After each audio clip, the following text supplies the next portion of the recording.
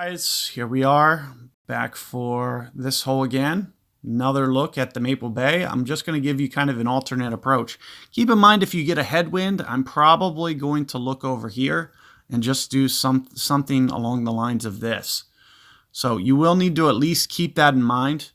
However, the more that we keep getting these tailwinds, kind of the easier that this shot is.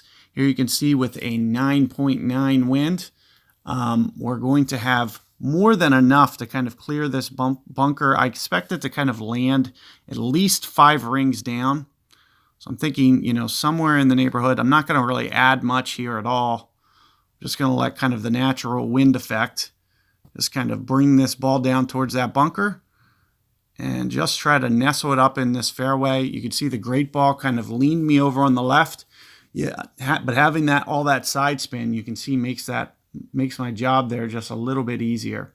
So you can see with where I position it, make sure you're not overpowering. If you want to look at what I was just doing, I didn't use the notebook tool. I feel kind of comfortable in my game that, I can just kind of predict where it's going to go.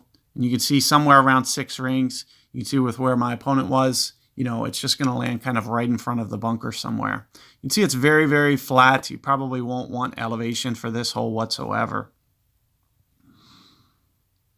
Another thing you can do when you get a wind this high, you could probably go aggressive if you wanted. You could use a berserker, try to do a little bit of backspin and just try to roll it onto the green.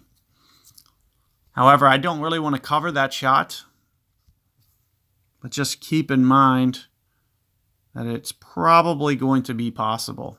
Now, what I'm seeing here is somewhere around kind of middle club.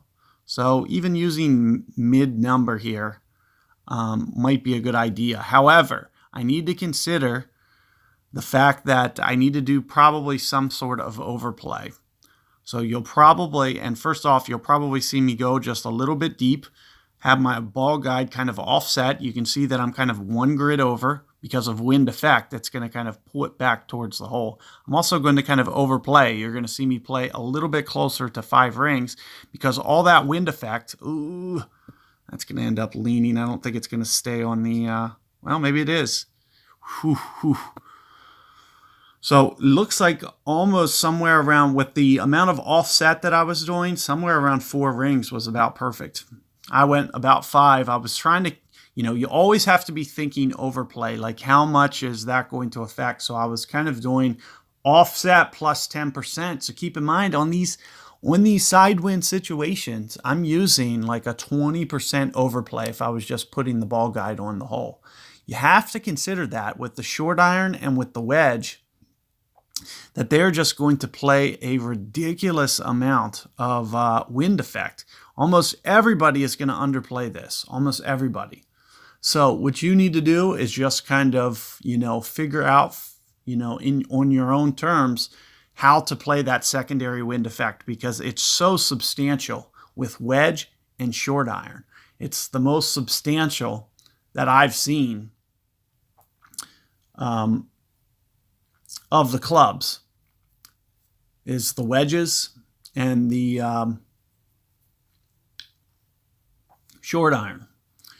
What you'll see is most guys, they'll consider, they'll do it for the wood and the long iron, but then just totally kind of forget about it for those shorter clubs. I guess they think they're too close. However, the trajectory is so high and the ball's kind of hitting real slow. I'm gonna have to split these videos up.